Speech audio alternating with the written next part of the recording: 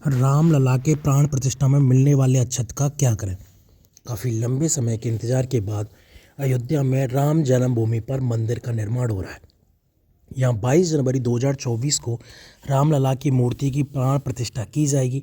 देश ही नहीं बल्कि दुनिया भर के लोग इस दिन का बेसब्री से इंतजार कर रहे हैं और इसके साक्षी बनने के लिए अयोध्या नगरी पहुँच रहे हैं। देश भर में इस दिन को पर्व की तरह मनाने की तैयारी की जा रही है, जिसके लिए हर गांव, गली और घर में खास अंदाज में न्योता भेजा जा रहा है। रामलला के प्राण प्रतिष्ठा के लिए राम भक्त घर घर जाकर न्योता दे रहे हैं। इस न्योते में अक्षत यानी चावल का उपयोग किया जा रहा है, जो कि बेहद ही पुरानी भारतीय परंपरा है। आइए जानते हैं क्या करें न्योते में मिले अक्षत का। अयोध्या के राम मंदिर के निर्माण का काम तेजी से चल रहा है। दूसरी ओर रामलला की मूर्ति की भव्य प्राण प्रतिष्ठा समारोह की तैयारियां चल रही हैं। ऐसे में कोई घी, चीनी तो कोई सब्जी अपने आराध्य को अर्पण कर रहे हैं। मगर सबसे खास सौगात रामलला की ननिहाल से आई है। भगवान की ननिहाल से 3000 टन सुगंधित चावल भेजा गया है, जिससे प्राण प्रतिष्ठा के बाद रामलला को भोग लगेगा। पहला, भारतीय परंपरा के अनुसार प्राचीन काल में लोग एक दूसरे को किसी उत्सव या कार्यक्रम का न्योता देने के लिए अक्षत का उपयोग करते थे। अक्षत यानी चावल देकर लोगों को निमंत्रण भेजा जाता था। इसके लिए हल्दी में रंगे हुए पीले चावल का उपयोग किया जाता था। हिंदू धर्म में अक्षत का विशेष स्थान है और कोई भी पूजा पाठ, अनुष्ठान या धार्मिक कार्य अक्षत के बिना पूरा नहीं होता। भगवान राम की मूर्ति की प्राण प्रतिष्ठा में शामिल होने के लिए देश भर से लोग पहुंचने वाले हैं। इसके लिए राम भक्त गली गली जाकर पीले चावल देकर इस कार्यक्रम में शामिल होने का निमंत्रण भेज रहे हैं। इसमें एक लिफाफे में थोड़े से पीले चावल हैं, जिसमें निमंत्रण माना जाता है। जिन लोगों के घर में रामलला के प्राण प्रतिष्ठा का निमंत्रण गया है, वह यह सोच रहे हैं कि निमंत्रण मिले अक्षत यानी चावल का क्या करें। तो बता दें कि धार्मिक दृष्टिकोण से अक्षत का विशेष महत्व है और इसे पूजा पाठ व तिलक के मुख्य रूप से उपयोग किया जाता है। इसलिए निमंत्रण में आए अक्षत को अपने घर की तिजोरी में रख दें तो कभी धन की कमी नहीं होगी और भंडार भरे रहेंगे। वहीं इस अक्षत को मंदिर में भी रख सकते हैं। मंदिर में पूजा पाठ या तिलक लगाते समय इस अक्षत का उपयोग करें, जिसे सीधे भगवान का आशीर्वाद माना जाता है। दूसरा, धार्मिक मान्यताओं के अनुसार कोई भी पूजा पाठ का कार्य हो, उसमें चावल का उपयोग ज़रूर किया जाता है। हिंदू धर्म में धार्मिक कार्य के दौरान तिलक लगाया जाता है, तो उसमें भी चावल लगाया जाता है। कहा जाता है पीले चावल का उपयोग करने से देवी देवता प्रसन्न हो जाते हैं। इसलिए रामलला की प्राण प्रतिष्ठा के शुभ मौके पर आमंत्रण पत्र के साथ पीले चावल को भी दिया जा रहा है। मान्यता है पीले चावल से किसी भी शुभ कार्य में सफलता जरूर मिलती है। इसलिए रामलला प्राण प्रतिष्ठा के शुभ मौके पर भी अक्षत यानी पीले चावल का उपयोग किया जा रहा है। विश्व के राम भक्तों से निवेदन है कि प्राण प्रतिष्ठा के दिन वे पूर्वान्ह 11 बजे से अपराह्न 1 बजे के मध्य अपने ग्राम, मोहल्ले, कॉलोनी में स्थित किसी मंदिर के आस पड़ोस के राम भक्तों को एकत्रित करके भजन कीर्तन करें। टेलीविज़न या कोई पर्दा, LED स्क्रीन लगाकर अयोध्या का प्राण प्रतिष्ठा समारोह समाज को दिखाएं। शंख ध्वनि, घंटानाद, आरती करें, प्रसाद वितरण करें। राम भक्त घर घर जाकर पीले चावल तो दे ही रहे हैं, साथ ही वो एक आमंत्रण पत्र भी दे रहे हैं, जिसमें लिखा है कि आप लोग सपरिवार अयोध्या में आकर प्रभु श्री राम जी की कृपा प्राप्त करें। साथ ही उन राम भक्तों के लिए भी लिखा है जो किसी कारणवश नहीं आ सकते, तो वो जिस जगह पर भी हों, शाम के समय अपने घर के सामने दीपक जलाएं। इस दिन को ठीक उसी तरह मनाने की अपील की जा रही है जैसे सब लोग दिवाली के दिन दीपक जलाकर दीपोत्सव मनाते हैं। तीसरा, चावल शुक्र ग्रह का प्रतिनिधित्व करता है, इसलिए शुक्र ग्रह से धन, वैभव, लक्ष्मी, समस्त भौतिक सुख सुविधाएं प्राप्त होती हैं। इसका लाभ लेने के लिए चावल को लाल रेशमी कपड़े में बांधकर अपनी तिजोरी में रखना चाहिए। ऐसा करने से मंगल और चंद्र दोनों सक्रिय होकर लक्ष्मी योग का निर्माण करेंगे। इससे घर में खुशियाँ आएंगी। राम मंदिर से मिले चावलों का बहुत महत्व होता है, इसलिए रामलला के प्राण प्रतिष्ठा के दिन इन चावलों से खीर बनाई जा सकती है।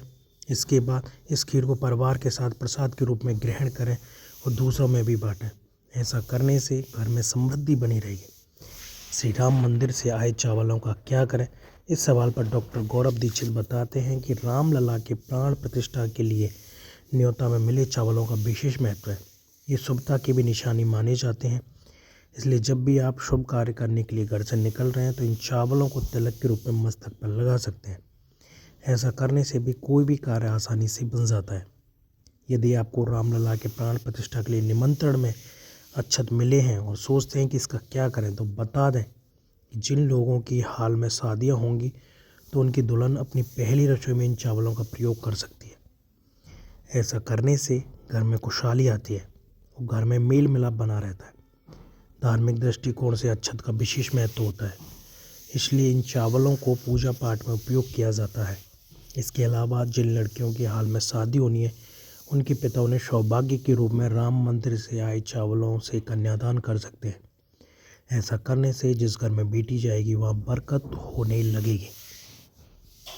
अगला चौथा, इस अभियान में विश्व हिंदू परिषद भेप ने हर ग्राम बस्ती तक पहुंचकर प्रत्येक हिंदू को पीले चावल देकर अयोध्या में श्री रामलला के नूतन मंदिर में प्राण प्रतिष्ठा के पावन मौके पर अयोध्या पहुंचने का आमंत्रण देने का बीड़ा उठाया है। भेप ने हिंदू समाज से अपील की है कि 22 जनवरी को श्री रामलला की नूतन मंदिर से प्राण प्रतिष्ठा होगी। प्राण प्रतिष्ठा में अधिक से अधिक हिंदू समाज को अयोध्या में रामलला के दर्शन करना चाहिए। जो लोग घर में रहें उन सभी को यह कार्यक्रम समूह में देखना चाहिए और मंदिरों में भव्य आरती हो। उस दिन दीपावली जैसा वातावरण संपूर्ण नगर ग्राम बस्ती में तैयार हो। हर घर में भगवा पताका, रंगोली, विद्युत साज सज्जा, आतिशबाजी व दीप जलाकर मप्र में उत्सव का वातावरण बनेगा। श्री राम जन्मभूमि तीर्थ क्षेत्र ट्रस्ट के महासचिव चंपत राय ने बताया कि प्राण प्रतिष्ठा से पहले भगवान के सम्मुख अक्षत का पूजन होगा। अक्षत यानी जिसका क्षय नहीं है, टूटा हुआ नहीं है, चावल, और वह पूजित चावल देश भर में एक सिस्टम के अंतर्गत वितरित होंगे और निवेदन किया जाएगा कि आनंद उत्सव के दिन प्राण प्रतिष्ठा का कार्यक्रम अपने अपने मंदिरों में मनाएं। 5वां, ट्रस्ट की तरफ से चंपत राय ने बताया कि प्राण प्रतिष्ठा के पश्चात भगवान का जो विग्रह प्रतिष्ठित होगा उसको फोटो लिया जाएगा और उस फोटो को छपवाया जाएगा। अयोध्या आने वाले प्रत्येक दर्शनार्थ को वह फोटो प्रसाद के साथ दिया जाएगा ताकि 1-2 साल में हिंदुस्तान के कम से कम 10 करोड़ लोगों के घरों में वह चित्र पहुंच जाए। महामंडलेश्वर स्वामी राम गोपाल दास ने भी समझाया है कि अक्षत निमंत्रण क्या होता है। उन्होंने बताया कि अक्षत का शाब्दिक अर्थ है जिसका क्षय न हो। उन्होंने कहा कि भारतीय दर्शन में मृत्यु के पश्चात राम नाम सत्य है कहा जाता है। श्री राम के रूप में मरने के बाद भी हम बने रहते हैं। उन्होंने कहा कि अक्षत आत्मा का ध्यान कराता है। उन्होंने समझाया कि ट्रस्ट ने इसका प्रतिनिधित्व दर्शाया है कि ऐसा मंदिर बने जो कभी नष्ट न हो। निर्माण में भी इसका ध्यान रखा गया है। महामंडलेश्वर स्वामी राम गोपाल दास ने समझाया कि हमारा संबंध भगवान से अक्षत का है। जीवन का ईश्वर से नित्य संबंध होता है, यानी ऐसा संबंध जो कभी नष्ट नहीं होता है। उन्होंने कहा कि भगवान के साथ हमारे अनंत संबंध होने, मंदिर के सनातन होने का प्रतीक ही अक्षत है। दान के ऊपरी हिस्से के निकल जाने के बाद जो चावल बचता है, अक्षत में उसका उपयोग किया जाता है। कहीं कहीं हल्दी, सुपारी और तुलसी दल का प्रयोग भी किया जाता है।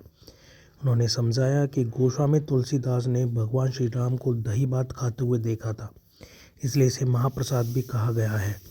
उन्होंने कहा कि अक्षत के माध्यम से जो न्योता दिया जा रहा है वो ईश्वर की अंतरात्मा का प्रतिनिधित्व करता है। दान का ये ईर्षा धन्यता की ओर ले जाए, इसकी कामना की जाती है। शादी विवाह में भी धान का इस्तेमाल होता है ताकि धन्यता बनी रहे, इसलिए अक्षत के माध्यम से निमंत्रण दिया जा रहा है। इस तरह राम मंदिर की प्राण प्रतिष्ठा का न्योता सिर्फ प्रधानमंत्री नरेंद्र मोदी को ही नहीं गया है, बल्कि आम श्रद्धालु को भी अक्षत निमंत्रण के माध्यम से इस कार्यक्रम से जुड़े रहेंगे। अपने आसपास के देव स्थानों में पूजा पाठ एवं आरती में हिस्सा लेंगे।